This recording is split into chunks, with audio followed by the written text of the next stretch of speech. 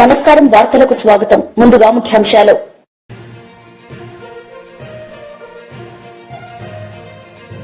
పట్టభద్రుల ఎమ్మెల్సీ ఎన్నికల్లో తన ఓటు హక్కును వినియోగించుకున్న CM Chandrababu Naidu. HCL tech KRC campus ప్రారంభోత్సవంలో సీఎం రేవంత్ రెడ్డి ఈ సందర్భంగా ప్రారంభం. పట్టభద్రుల ఎమ్మెల్సీ ఎన్నికల్లో సీఎం చంద్రబాబు నాయుడు తన ఓటు హక్కును వినియోగించుకున్నారు. ఈ సందర్భంగా ఆయన మాట్లాడుతూ అర్హులైన ప్రతి ఒక్కరూ తమ ఓటు హక్కును వినియోగించుకోవాలని సూచించారు.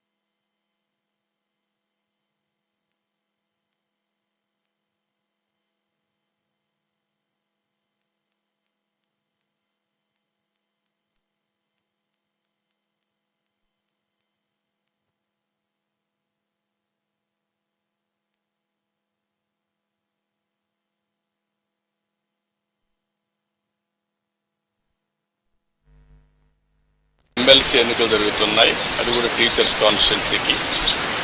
వీళ్ళందరూ కూడా చదువుకున్న ఓటర్లు. నేను అందరికీ ఒకటే విజ్ఞప్తి చేస్తున్నా, ఓటు వేయడం అనేది మన బాధ్యత. ప్రతి ఒక్కరూ కూడా మీ ఓటు హక్కుని ఉపయోగించుకునే బాధ్యత నెరవేర్చాల్సిన అవసరం ఉంది. భారతదేశం ఒక పెద్ద ప్రజాస్వామ్యం. ఈ ప్రజాస్వామ్య దేశంలో ఓటు అనేది ఒక పెద్ద ఆయుధం. మీ అభిప్రాయాలు మీరు చెప్పడానికి కానీ, అదేవిధంగా భారతదేశంలో ప్రజాస్వామ్యాన్ని చైతన్యంగా పెట్టడానికి ఈ ఓటు అనేది ఒక హక్కు కింద తీసుకొని అందరూ కూడా ఒక బాధ్యత కూడా. ఆ విషయం కూడా మనం గుర్తుపెట్టుకోవాల్సిన అవసరం ఉంది. ఎప్పుడైతే ఓటేస్తామో అప్పుడు మనందరం కూడా ఒక చైతన్యవంతమైన ప్రజాస్వామ్యానికి నాంది పలుకుతాం. అది ప్రోగ్రెస్కి కానీ, వెల్ఫేర్కి కానీ, భారతదేశ ప్రతిష్టకు కానీ పనిచేస్తుంది. ఈ ఓటు హక్కు అనేది ప్రతి ఒక్కరూ ఉపయోగించుకోవాల్సిందిగా ప్రతి ఒక్కరికి విజ్ఞప్తి చేస్తుంది.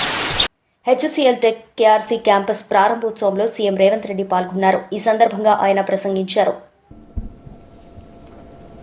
Good morning everyone. My colleague minister T Sridhar Babu గారు, mister Vijay Kumar, CEO and Managing Director HCL, Mr. Pawan Vadapalli, CVP and Global Head Digital Business, and Mr. Jayesh Ranjan, Special Chief Secretary Telangana Government. All of you wonderful professionals. I'm happy to inaugurate the KRC campus of HCL in Hyderabad. Every day these days I'm either signing new MOUs with multinational and big corporations come to Hyderabad, or we are inaugurating new facilities of MOUs we signed last year. Today, Hyderabad and Telangana are the fastest growing city and state in the entire country. In just over 1 year, I am proud to share we have received highest investments in Telangana, both domestic and foreign. We have made it the number one in job creations. We have highest AI adoption and lowest inflation. When I first said I will make Telangana $1 trillion GDP state, some people said it was not possible. Now, after 2 trips to Davos, where we signed 40,000 crores and 1.78 lakh crores MOUs, every 1 year, everyone is saying yes, Telangana raising cannot be stopped.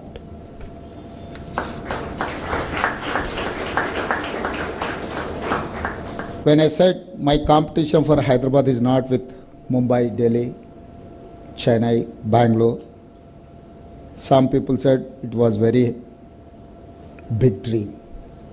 Now, when we made Hyderabad #1 EV adoption, when we are transforming our state into hub for data centers, green energy, for life sciences, for biotech, for skills, for manufacturing, for agri-processing, people say, yes, Hyderabad is not unstoppable. When I first said Telangana rising, some people were not sure. Now whole world agrees. When I first said Hyderabad rising, some people were in doubt. Now the whole world agrees. We welcomed Amgen, one of the world's largest life sciences company. A few days ago, we conducted BioAsia, one of the world's finest conferences, and today we are here at HCL. As a global company, HCL Tech has made India proud. It operates in 60 countries and more than 2.2 lakh people. You create world-class offerings in digital, engineering, cloud, and AI across many verticals. Since you first arrived in Hyderabad in 2007, you have grown bigger.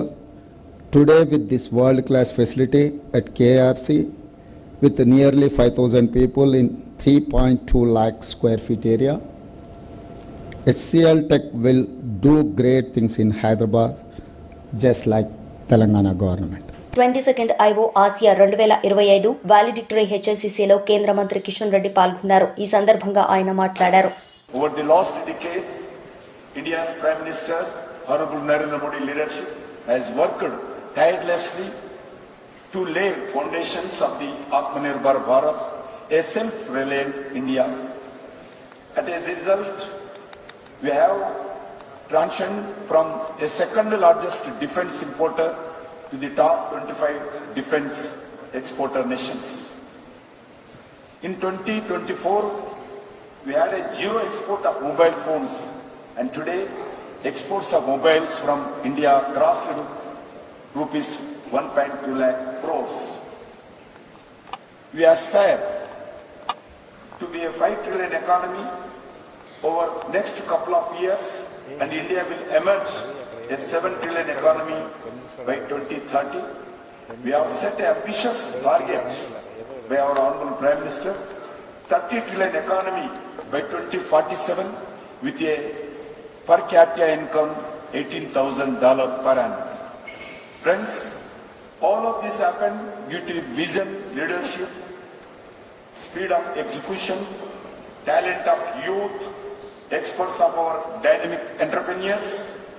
Over the past decade, the government of India has transformed the fear of doing business into easy of doing business. This was possible due to our government carrying out revolutionary reforms across the multiple sectors, industries, across all sectors are gained immensely from establishment of single large market through one nation, one tax regime, the uniform goods and service tax regime. Similarly, financially, inclusion has significantly improved, with nearly every village now having a bank or branch or banking correspondent.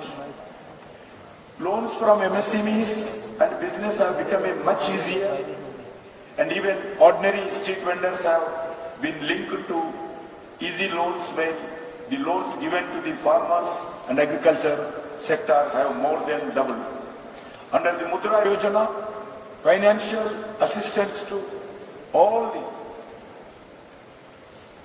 needy persons to given loans and young and small entrepreneurs.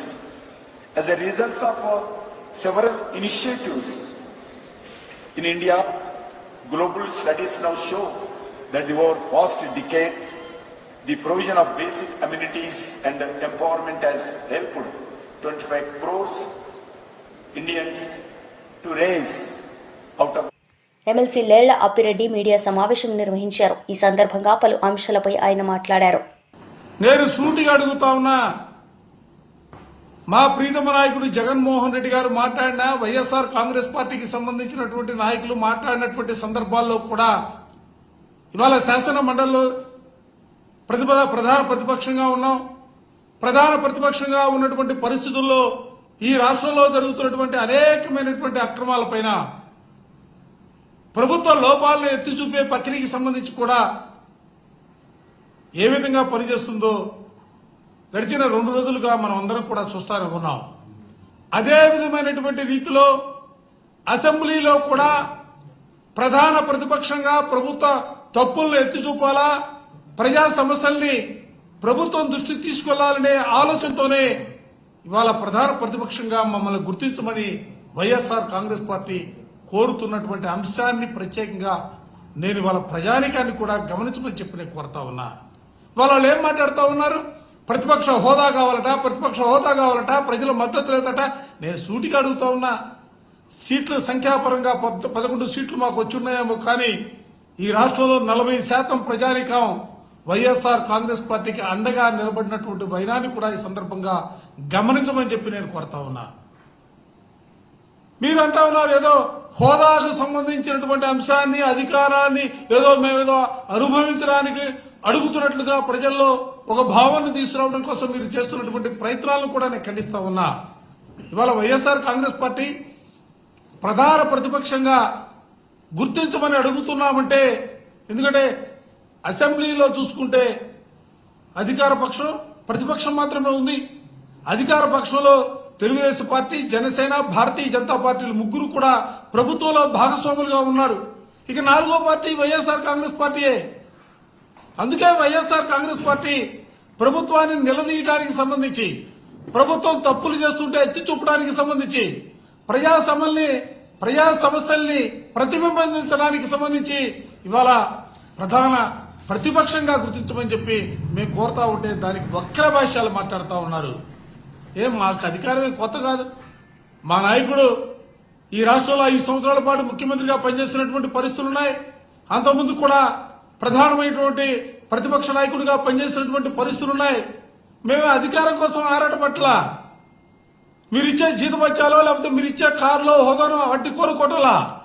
ఇవాళ మేము ఆశించేది, ఆలోచన చేసేది ఒక బాధ్యతాయుతమైనటువంటి రాజకీయ పార్టీగా, 5 సంవత్సరాల పాటు ఈ రాష్ట్రాన్ని పరిపాలన చేసినటువంటి రాజకీయ పార్టీగా, ఈ రాష్ట్రంలో ప్రజలకు ఉన్నటువంటి సమస్యల్ని ఎప్పటికప్పుడు ప్రభుత్వం దృష్టి తీసుకెళ్లాలా, ప్రభుత్వం చేసే తప్పుల్ని ప్రజల దృష్టికి తీసుకెళ్లాలా ఆలోచనతో ఆ విధమైనటువంటి రీతిలోనే ఇవాళ ప్రధానమైనటువంటి ప్రతిపక్షంగా గుర్తించమని చెప్పి కోరుతా ఉన్నాం.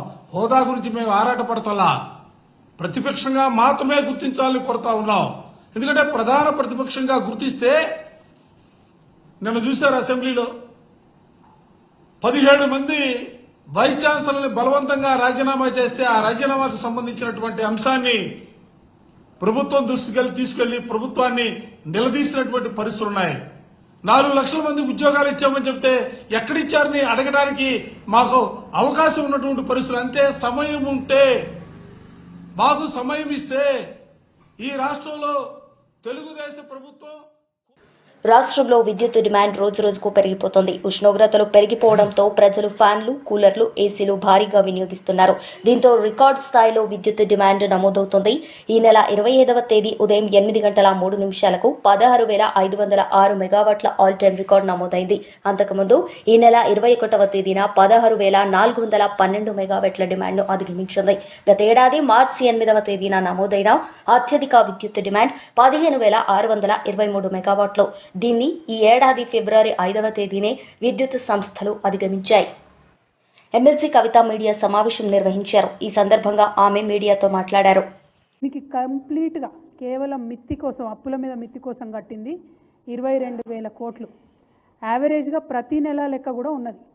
అన్ని 10 నెలలు నేను బాగా స్పష్టంగా చూసిన, మరి ముఖ్యమంత్రి గారు ఎందుకు చెప్పారు ఈ మాట అని. ఏ నెలలో కూడా 2,600కు మించి ఒక్క నెలలో కూడా డబ్బులు కట్టలేదు ప్రభుత్వం. మరి ముఖ్యమంత్రి గారు 6,500 కోట్లు కడుతున్నాం నెలకని ఎందుకు చెప్తా ఉన్నారు మిత్తి? ఎందుకు అబద్ధాలు ఆడుతున్నారు? మీరు అబద్ధాలు కంటిన్యూస్గా చెప్పి కేసీఆర్ రాష్ట్రానికి 7 లక్షల కోట్ల పైచీలకు అప్పు చేసిండని అబద్ధాలు చెప్పి అధికారంలోకి వచ్చిండ్రు. అధికారంలోకి వచ్చిన తర్వాత నిజాలు చెప్పాలి కదా.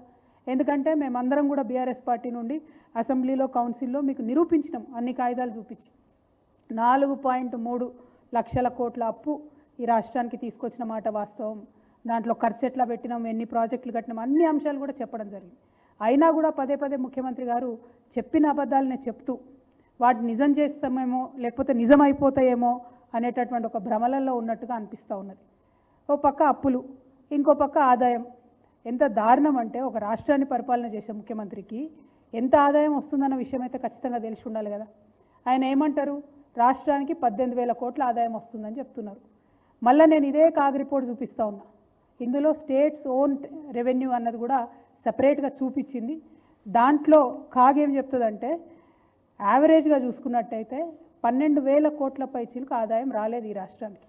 మరి 18,000 కోట్లను ఎందుకు చెప్తా ఉన్నారు ముఖ్యమంత్రి గారు? ఎవరిని మభ్యపెట్టడానికి చెప్తా ఉన్నారు? ఓ పక్కనేమో ఆదాయం ఉన్నది లేనట్టుగా చెప్తున్నారు, ఇంకో పక్క అప్పులు కట్టనివి కట్టినట్టుగా చెప్తున్నారు. మరి ఇదంతా ఎందుకోసం చేస్తున్నారు? ఏం కన్ఫ్యూజన్ క్రియేట్ చేయాలని చేస్తున్నారు అన్నది రాష్ట్ర ప్రజలు ఆలోచించాలి. ఇంకొక దారుణమైన విషయం ఏంటంటే ఆదాయం పడిపోవడంలో ప్రధానమైనటువంటి కారణం ఇవాళ హైడ్రా. ఎందుకు ఈ మాట చెప్తా ఉన్నా అంటే నేను సాధికారికంగా చెప్పగలుగుతా ఉన్నా. స్టాంప్స్ అండ్ రిజిస్ట్రేషన్స్ యొక్క ఆదాయం ప్రభుత్వం ఏమనుకున్నదంటే 18,000 కోట్లు వస్తుందని ఒక అంచనా వేస్తాయి ఏ ప్రభుత్వాలైనా కూడా. ప్రభుత్వం అఫీషియల్గా వేసినటువంటి అంచనా 18,000 కోట్లు. కానీ వీళ్ళు హైడ్రా పేరుతోని సృష్టిస్తున్నటువంటి విధ్వంసంతో ఆ ఆదాయం పడిపోయింది. 5,800 కోట్లకు ఆదాయం పడిపోయింది. ఇది స్పష్టంగా సుస్పష్టంగా తెలుస్తుంది. అయినా కూడా అరాచకం ఆపకుండా నిన్న మొన్న కూడా మలక్పేటలో పోయి మళ్ళీ ఇల్లు ఊలగొట్టిండ్రు. హైదరాబాద్ యొక్క బ్రాండ్ ఇమేజ్ని సర్వనాశనం చేసేటటువంటి ప్రయత్నం చేస్తుంది కాంగ్రెస్ సర్కార్ తప్పితే పెంచేటటువంటి ప్రయత్నం చేస్తలేదు. కాగులో ఉన్నటువంటి వాస్తవాలు ఇవి, నా స్టోరీస్ కాదు, నా కథలు కాదు. కంప్లీట్గా ఆదాయం పడిపోయినటువంటి పరిస్థితి ఉన్నది స్టాంప్స్ అండ్ రిజిస్ట్రేషన్. మరి ఇవన్నీ ఒక పక్కన ఉంటే ముఖ్యమంత్రి గారు ఏం మాట్లాడతారు? ఏం మాట్లాడింది అసలు? ప్రధానమంత్రి గారిని కలిసి కొత్త విషయం ఏమైనా చెప్పిరా? కొత్త ప్రాజెక్ట్ ఏదైనా డబ్బులు ఇవ్వమని అడిగినరా? మొన్న పోయినప్పుడు ఏవైతే ఇచ్చిండ్రో మళ్ళీ అవే రిప్రజెంటేషన్స్ నిన్న కూడా ఇచ్చిండ్రు. ఇచ్చి బయటకు వచ్చి ఏమంటారు? ఎస్ఎల్బీసీలో ప్రమాదం జరిగిందని ఎవరో విలేకరు మిత్రుడు మీలాంటి వాళ్ళు అడిగినట్టున్నారు, పత్రికా మిత్రులు. ఆయన ఏమంటాడు? ఎస్ఎల్బీసీ విషయంలో అసలు బీఆర్ఎస్ హయాంలో పనే జరగలేదు, కంప్లీట్గా మేమే చేసినాం కాంగ్రెస్ వచ్చినాక అని చెప్తారు. ఇది నిజంగా పచ్చి అబద్ధం. ఎస్ఎల్బీసీ విషయంలో కేసీఆర్ గారి యొక్క విశాల హృదయం ఏంది తెలవాలి అంటే ఎస్ఎల్బీసీ ప్రాజెక్ట్ విషయంలోనే తెలుస్తుంది. మనం కేసీఆర్ గారు అధికారంలోకి వచ్చినాక రాష్ట్రం కొత్తగా ఏర్పడ్డ తర్వాత అసెంబ్లీ సాక్షిగా అసెంబ్లీ కమిటీ హాల్లో అఖిల పక్షాన్ని పిలిచి ఏర్పాటు చేసి ఎస్ఎల్బీసీ పరిస్థితి ఇట్లా ఉన్నది, మరి అందులో ఒక మెషిన్ అక్కడ చిక్కుబడిపోయి ఉన్నది, అది బయటకు తీసే పరిస్థితి లేదు, కంప్లీట్గా అభయారణ్యం, ఎక్కడ కూడా ప్రాజెక్టుకి పర్మిషన్ వచ్చే పరిస్థితి లేదు, బయట ఇంకో మనిషి పోయి కాలువ దవ్వే పరిస్థితి లేదు, ఈ టనల్ ఫినిష్ చేయాల్సినటువంటి బాధ్యత మన మీద ఉన్నది. ఎస్ఎల్బీసీ నుండి శ్రీశైలం లెఫ్ట్ బ్యాంక్ కెనాల్ నుండి తెలంగాణకు నీళ్ళు రావాలంటే ఇక ఈ ప్రాజెక్టులో ముందుకు పోవడం తప్ప వెనక్కి వచ్చే మార్గం లేదని చెప్పి అఖిల పక్షానికి ఎక్స్ప్లెయిన్ చేసి పెద్దలు జానారెడ్డి గారు ఆనాడు ప్రతిపక్ష లీడర్గా ఉంటే వారిని ముందు పెట్టి ఆ ఒక్క కాంట్రాక్టర్కి 100 కోట్ల అడ్వాన్స్ ఓపెన్గా కుల్లాగా ఇచ్చినటువంటి వ్యక్తి కేసీఆర్ గారు. ఆ తర్వాత కరోనా వచ్చింది. కరోనా తర్వాత ఆ కాంట్రాక్టర్ మళ్ళీ ఇబ్బంది పడి మేము పనులు చేయలేం సార్, పనులు ఆగిపోతున్నాయంటే మళ్ళా 100 కోట్ల కాంట్రాక్టర్కి ఎస్ఎల్బీసీ టన్నెల్లో సహాయ చర్యల్లో ప్రభుత్వ వైఫల్యాన్ని కప్పిపుచ్చుకునేందుకు బీఆర్ఎస్ ను విమర్శిస్తున్నారని మాజీ మంత్రి హరీష్ రావు ఆరోపించారు. టన్నెల్లో ఇప్పటికీ సహాయ చర్యలు ప్రారంభం కాలేదని ఆగ్రహం వ్యక్తం చేశారు. ఎందుకు రేవంత్ రెడ్డి గారు సమీక్షించలేదు? ఇక్కడికి వచ్చి ఎందుకు ఆ కుటుంబాలను ధైర్యం చెప్పే ప్రయత్నం చేయలేదు? నేను అడుగుతా ఉన్నా. ఎలక్షన్ పోవడానికి తీరిక ఉన్నది నీకు, ప్రచారానికి పోతున్నావు ఎలక్షన్లకు, కానీ ఇంత ముఖ్యమైన ప్రాజెక్ట్ ఈ రాష్ట్రంలో కుప్పగూలిపోతే పట్టించుకునే బాధ్యత నీకు లేదా అంటున్నా. అసలు ఇవాళ కాంగ్రెస్ అధికారంలో వచ్చిన 15 నెలల్లో 4 ప్రాజెక్టులు కూలిపోయినాయి. ఖమ్మం జిల్లాలో పెద్దవాగు కొట్టుకుపోయింది, చాలా ఆస్తి నష్టం, పంట నష్టం జరిగింది. ఇవాళటి వరకు ఆ ప్రాజెక్టు పునరుద్ధరించే పని జరగడం లేదు. సుంకిశాల కుప్పగూలిపోయింది. హైదరాబాద్కు మంచినీళ్ళు ఇచ్చే సుంకిశాల ప్రాజెక్టు మీ నిర్లక్ష్యం వల్ల, అవినీతి వల్ల ఇవాళ అది కూలిపోయినటువంటి పరిస్థితి ఉన్నది. పాలమూరు ఎత్తిపోతల పథకంలో భాగంగా నిర్మించిన వట్టెం పంప్ హౌస్ జలమయమైపోయింది మీ యొక్క నిర్లక్ష్యం వల్ల. ఇవాళ ఎస్ఎల్బీసీ టనల్ కూలిపోయినటువంటి పరిస్థితి ఏర్పడ్డది. 4 ప్రాజెక్టులు కూలిపోయినాయి మీ 15 నెలల్లో. ఏం చేస్తుంది ప్రభుత్వం నేను అడుగుతా ఉన్నా. అసలు నీళ్లు ఉన్న నీళ్లను కూడా కాపాడలే మీరు. శ్రీశైలం ఇప్పుడు అడికలు చూస్తే మొత్తం ఖాళీ అయిపోయింది. మనకు శ్రీశైలం మీద మహబూబ్ నగర్ జిల్లా కల్వకుర్తి, నెట్టంపాడు, భీమా దాదాపు 2,50,000 ఎకరాలకు నీళ్లు రావాలి. మంచినీళ్లు మొత్తం ఉమ్మడి మహబూబ్ నగర్ జిల్లాకు కూడా దీని మీదనే ఆధారపడ్డది. మొత్తం శ్రీశైలం ఖాళీ అవుతా ఉంటే ఏం ప్రభుత్వం నిద్రపోతుందా? గుడ్లప్పగిచ్చి చూస్తుందా? ఎందుకు చేతగాక చేవలేనట్టుగా ఈ ప్రభుత్వం పనిచేస్తా ఉంది. ఇలా కల్వకుర్తి కింద 2,30,000 ఎకరాల ఆయకట్టు ఉంది. రేపు నీళ్లు తగ్గిపోతున్నాయి శ్రీశైలంలో. అక్కడి నుంచి ముచ్చెమర్రి నుంచి తీసుకుపోతున్నారు, పోతిరెడ్డిపాడు నుంచి తీసుకుపోతున్నారు. ఆపే బాధ్యత మీకు లేదా అని నేను అడుగుతా ఉన్నా. ఇప్పుడు అక్కడ సాగర్లో, అక్కడ కూడా నీళ్లు లేవు. సాగర్ ఆయకట్టు 6,30,000 ఎకరాలు సాగర్ ఆయకట్టు ఉన్నది. 2,50,000 ఎకరాలు మహబూబ్ నగర్ లో ఉన్నది. దాదాపు 10 లక్షల ఎకరాల ఆయకట్టు ఉన్నది. అటు సాగర్ నీళ్లు కుడికాలువకి వెళ్ళి ఆంధ్రప్రదేశ్ తీసుకుపోతున్నారు, ఇటు రాయలసీమకు పోతిరెడ్డిపాడికి వెళ్ళి తీసుకుపోతుంటే కేఆర్ఎంబీతో మాట్లాడడమో, కేంద్ర జలవనరుల మంత్రితో మాట్లాడి ఆపే బాధ్యత మీకు లేదా? బీఆర్ఎస్ పార్టీ ముళ్ళు గట్టబట్టి పొడిస్తే తప్ప ఈ ప్రభుత్వం నిద్రలేస్తలేదు. ఒక్కసారి కాదు, మీరు చూశారు. మొదటి కేఆర్ఎంబీ మీటింగ్ లోనే మన ప్రాజెక్టులన్నీ కూడా కేఆర్ఎంబీకి అప్పగిస్తూ ఆ రోజు ఒప్పుకొని వచ్చిండ్రు. వెంటనే మా నాయకుడు కేసీఆర్ స్పందించి 10 ఏళ్లు మేము అప్పచెప్పలేదు, సెక్షన్ 3 కింద కృష్ణా నదీ జలాల పంపిణీ అయ్యే వరకు ప్రాజెక్టులు ఇవ్వమని చెప్పినాం, నువ్వు ఎట్లా ఇస్తావు అని కేసీఆర్ గర్జిస్తే అప్పుడు మేల్కొని అసెంబ్లీ పెట్టి లేలే మేము ప్రాజెక్టులు ఇవ్వం, మేము వాపస్ తీసుకుంటున్నాము అని అసెంబ్లీలో ఏకగ్రీవ తీర్మానం చేసిండ్రు. ఎప్పుడు కేసీఆర్ గర్జిస్తే మీరు తీర్మానం చేసిండ్రు. రెండవది, చంద్రబాబు నాయుడు గారు గోదావరి నీళ్లను ఆంధ్రాకు తీసుకుపోయే ప్రయత్నం చేస్తా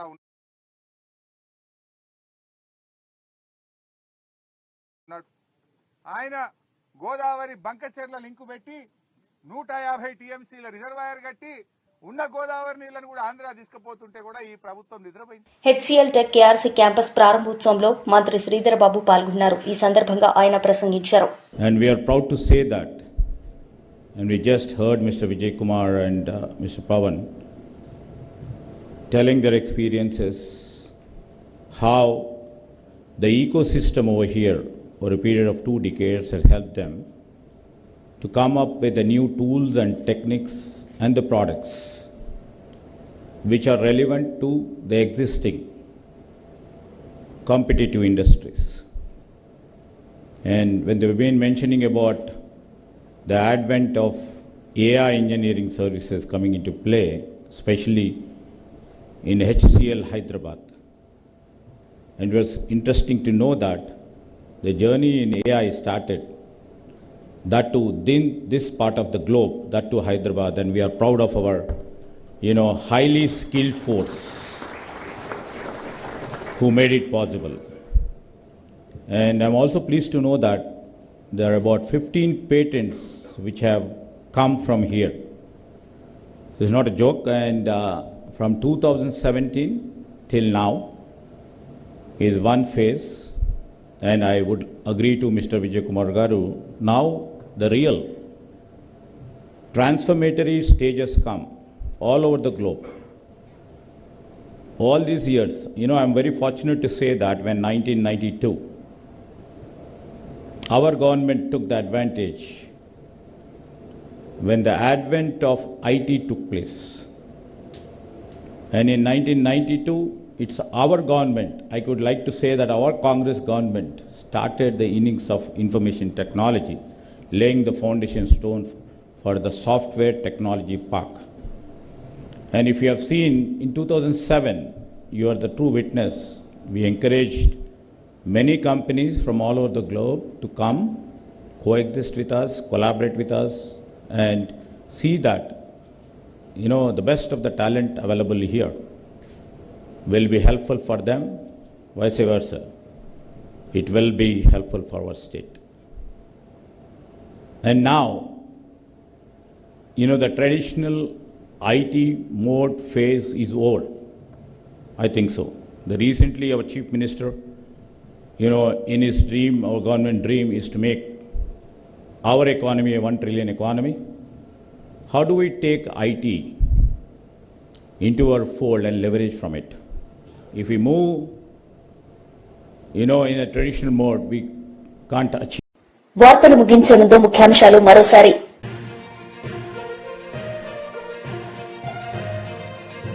పట్టభద్రుల ఎమ్మెల్సీ ఎన్నికల్లో తన ఓటు హక్కును వినియోగించుకున్న సీఎం చంద్రబాబు నాయుడు.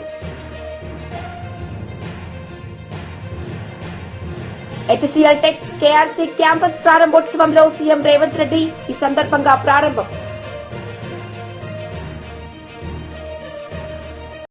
ఈ వార్తలు ఇంతటితో సమాప్తం. తిరిగి ప్రసారమయ్యే వార్తల్లో మళ్ళీ కలుద్దాం. అంతవరకు సెలవు. నమస్తే.